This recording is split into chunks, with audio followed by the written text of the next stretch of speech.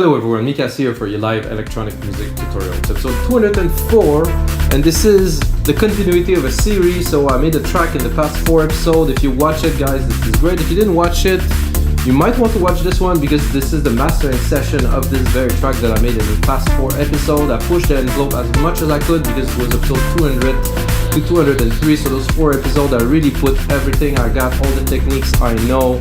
The best synth, the best plugins are all in there, and of course it is a template. But now that I finished that track, I finished the mixing, the mastering, the arranging, the sound design, everything is there, the track is finished.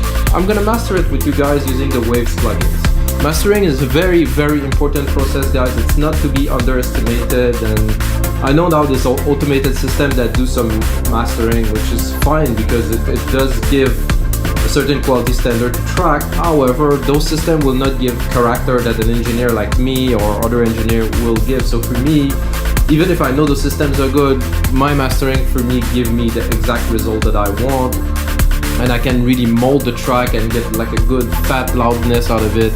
And I use only plugins, of course. The Wave plugins are the best. I use those for like over 15 years, guys. This mastering chain that I'm using now is actually 13 years old in the making. I've been like testing the plugin, doing the settings, doing the attack, the release, and changing things to come to this very chain here. I'm gonna master that track with you guys. And of course, if you're watching this episode, guys, I have another 203 episodes where I actually make track from scratch, I mix and arrange, I master some tracks from all different genres. So guys, check it out and let's get started on this session.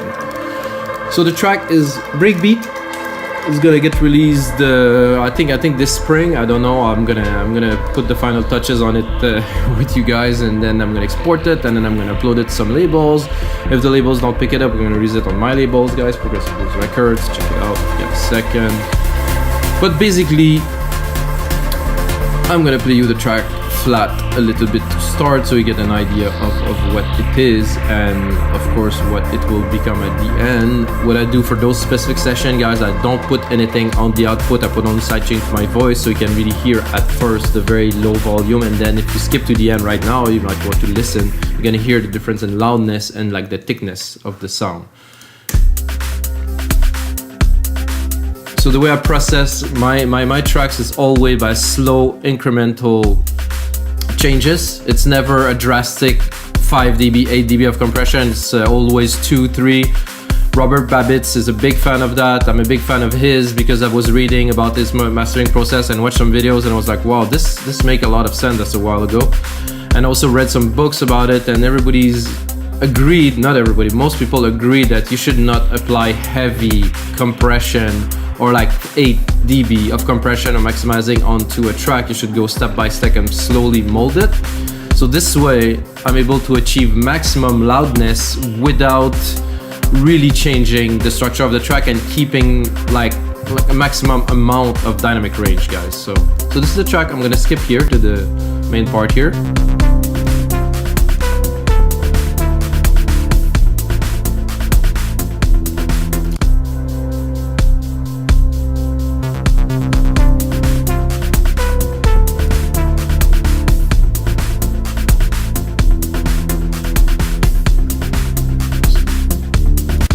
So it's melodic, a bit harmonic, breaks, of course. It's in the Sasha style. Check out the Sasha's Burning Man set. Wow, this is why I made this track, literally because I listened to the set like 5 times and I was like, I'm gonna make something in that style with some really like kind of ethereal spacey pads, some breaks, some nice mid chuggy progression. So here's the result, guys. So let's check out the break here, right here.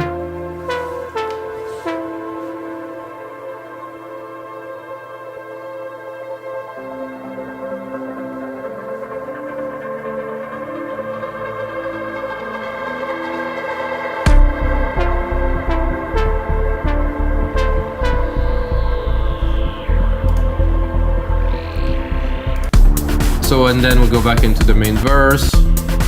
Other verse, outro, finish. So guys, this is the track. if you got a second, check the making of it. There's like 4 episodes because I started really first composing, then more composition, arrangement, then some more arrangement, and then the really finishing touch and micro arrangement. So I think it's worth it to have a listen. First plugin that I use is this. I just do a low cut, like a very minimal low cut, not to have the rumble of some parts. It's unnecessary for most music. It takes some space in the mix. This is how I do it. It's not necessary.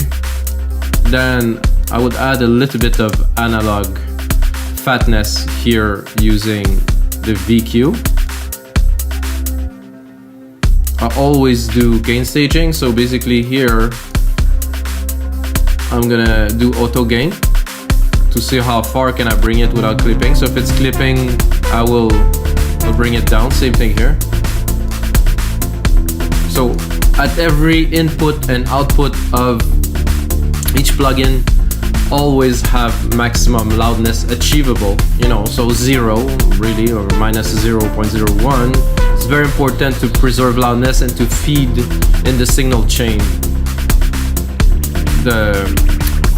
the loudness. So sorry guys, I got lost a little bit in the track. I have a linear EQ here, which I'm not gonna use. I got an L2, which I'm gonna use. Shaving the top a little bit.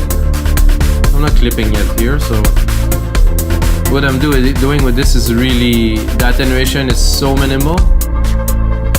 I'm gonna try to push it up a little bit more. Sometimes take a little bit of time before I get the loudness. So I just catch a peak. There was a peak here, I catch it minus 1.9 dB of reduction. It is not altering, it's just bringing a little bit more volume. Then I go straight into the first instance of LINMB. So I'm gonna pick a part here, which has got most or all the program in it. I think here's better with the pads. Oh no, I'll pick it here. 7.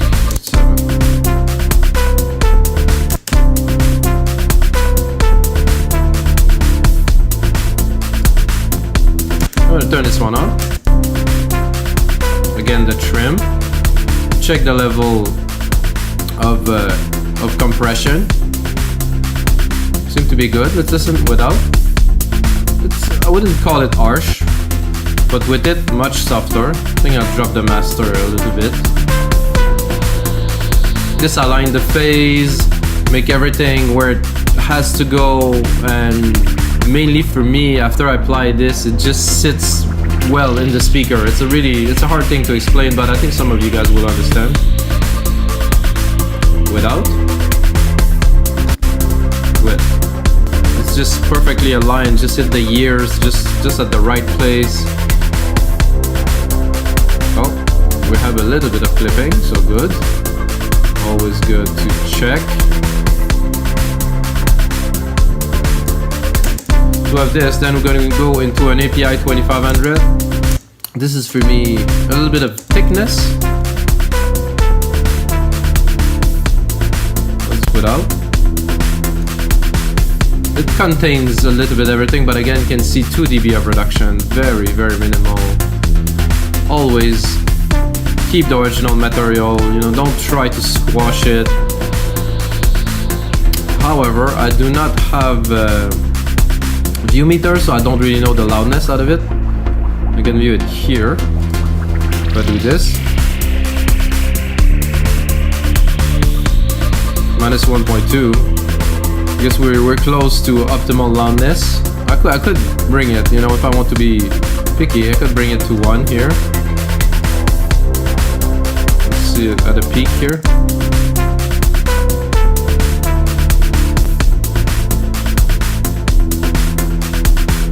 Then we're gonna continue into an SSL G, which I might or might not use, depends. I got an EQ set. So this particular console has the attribute to give character to the low end without so much boosting the frequency. It's like the EQ setting is just there, it's just rich, so I'm gonna put it on. Maybe it will work, maybe not. I think I'm boosting a bit the high, which I will not. I will actually cut them 1 dB. Yeah, I definitely can perceive that. Like there's that air, that push in the low end that is just there. I've read about it. Some engineer talked about it. It was like, really, is this really a characteristic of this console? It's like, yeah, it has this chug, this something. It's just like the kick is more vibrant. It has more punch to it, more kind of wide volume. So we're gonna continue. Now I have a center. This center will process the stereo image. It will keep the center, put everything into perspective into the speaker, and overall give the impression there is more volume while there isn't. It's just that the signal is split and reunited together. So let's put it on. With, without. Maybe I'm gonna push it even a bit further.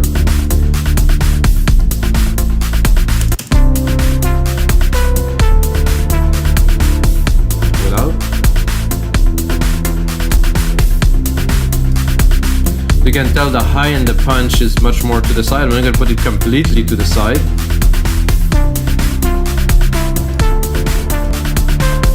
It has a big effect on the lead and the effect and the mid-highs. It's like, gives such presence. I got a Kramer tape which I will not use this time because I don't think this track needs some fattening or some more harmonic distortion. I think it is fine the way it is. Then I'm gonna put an SSL G. However, again, very minimal compression, guys. This is to glue the track together, which is absolutely fine. However, I don't want to just kind of it to lose its punch and its dynamic, so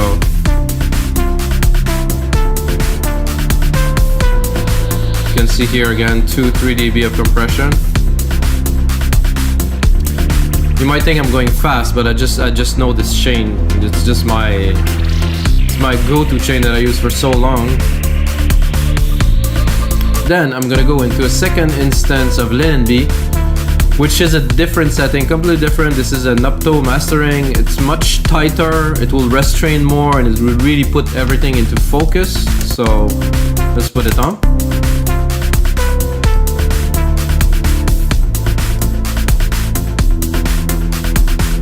Without.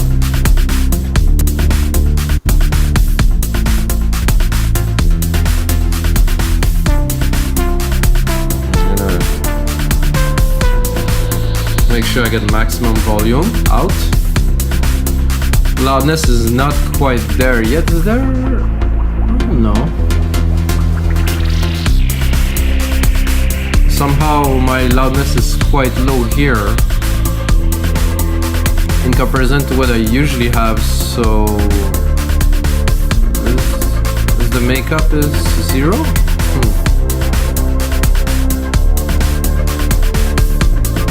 You're at -2. No, I'm actually at 0 here. However, this.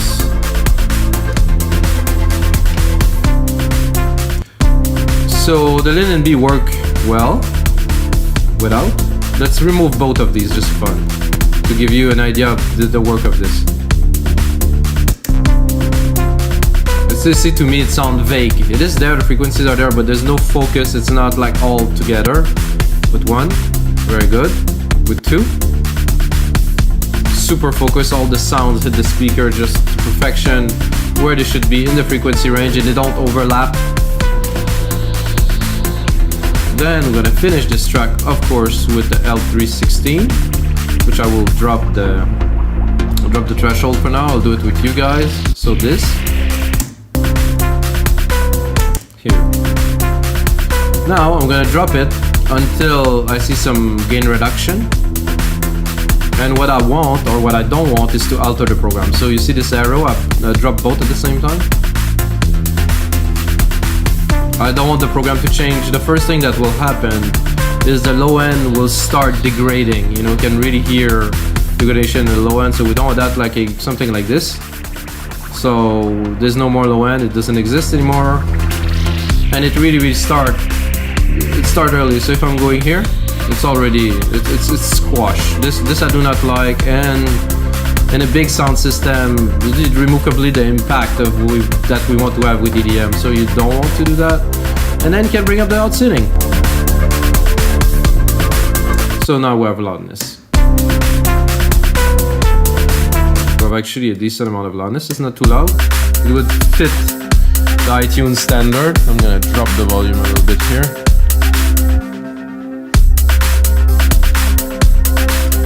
Now we can look at our setting, listen to the track, make sure that everything is tight, that there's no clipping, and then that's it, guys. This is how I master my track with the Waves plugins. Like I said, I've been using this chain for a long time. I also use UAD at some point, got back to Waves. There's probably a bunch I didn't use because it's been so long, and then update the pack. Maybe I should check into getting some of the newer stuff. I'm looking at the overall loudness. It's very good, it's low. So iTunes standard would be achieved and in the loft, so we're good to release this track. I don't think it will come out as very loud compared to other tracks, but it's not important.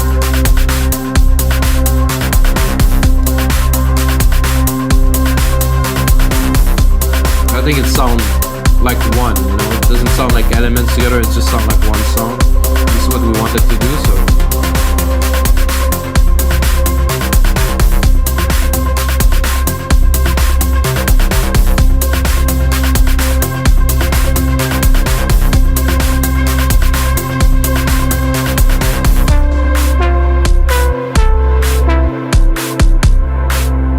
Bass is rendering very well. Let's check the 16. Barely any.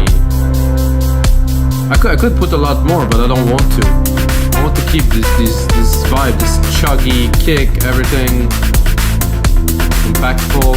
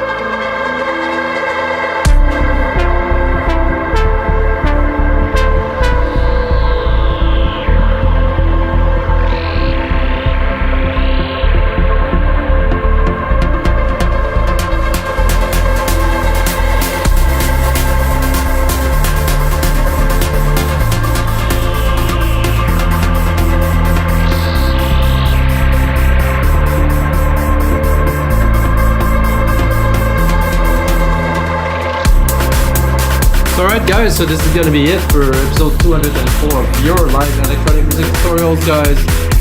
Pretty stoked on that track. I hope you guys enjoy. You can get a copy of it eventually, or if you want just a copy to listen to, drop me a message below. I'm gonna send you a copy, guys. And until next time, may the sound be with you.